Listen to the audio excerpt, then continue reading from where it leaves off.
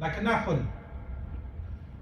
But in paradise, each apple or each type of fruit will taste different to the other and will even have a different color. So each time they taste an apple, it will taste different to the other. This is why Allah subhanahu wa ta'ala, when He says, وَأُتُوا بِهِ مُتَشَابِهًا, and what was brought to them from the fruit of paradise resembled. Some commentators say it resembled the fruit of earth, but tastes different. Others say no, each fruit will resemble the other, but it will not. But then when Allah subhanahu wa ta'ala says, لَا مَقْطُوعَةٍ, the fruits are never cut. What does that even mean?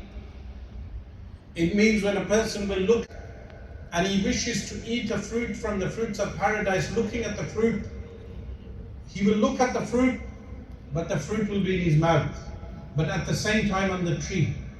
When he wants another fruit, he will look at the fruit will be in his mouth, he will be eating it, but it has not been cut off the tree. That is the nature of paradise. لا مقطوعة ولا ممنوعة. And those fruits will not be barred off like the fruits of earth. The fruits on earth, someone owns a garden, you need to ask permission to take that fruit.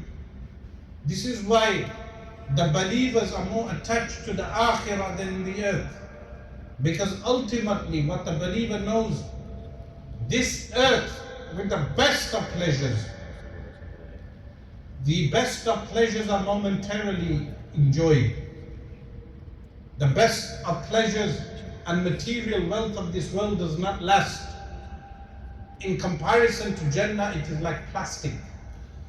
The best things of earth are what? The best drink on earth is actually water.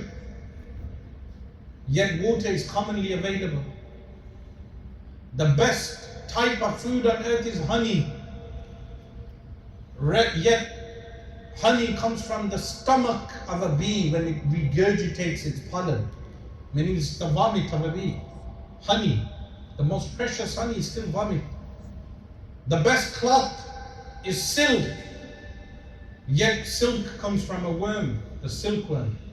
So the best things of the earth are not here to stay, and the best pleasures of earth do not remain forever. With time, when a person becomes old, the pleasures of the earth dissipate. So the believer is exhorted to work for the akhirah, which is the Jannah, which is paradise, which is Jannatul Khuld, and Jannatul Firdaus, and Jannatul Adl, and Jannatul Salam, and all the various jinan Allah subhanahu wa ta'ala has named in Al-Quran Al-Kareem.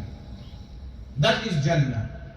Similarly, in Jannah, a person does not need to stitch and hem his clothes, for instance. How do the clothes come about? In Jannah there is a tree which is known as a tuba. Like in the hadith, بدأ الإسلام غريبا وسيعود غريبا فطوبى للغرباء. Islam started strange and will revert to being strange. But glad tidings for the strangers. فَطُوبَى لِلْغُرَبَاء. What is this tuba? Tuba is a tree in paradise from which the clothes of people grow. But remember, do not resemble it to earth. On earth you see a tree, it's different to a tree in paradise. The nature is different. But whenever someone wants the clothing of paradise, they look, the clothing will enter upon them. They do not need to change. The way we change on earth, we take the old garb off, we place it, it's a realm of light. It's a realm of light. The nature of the realm is totally different.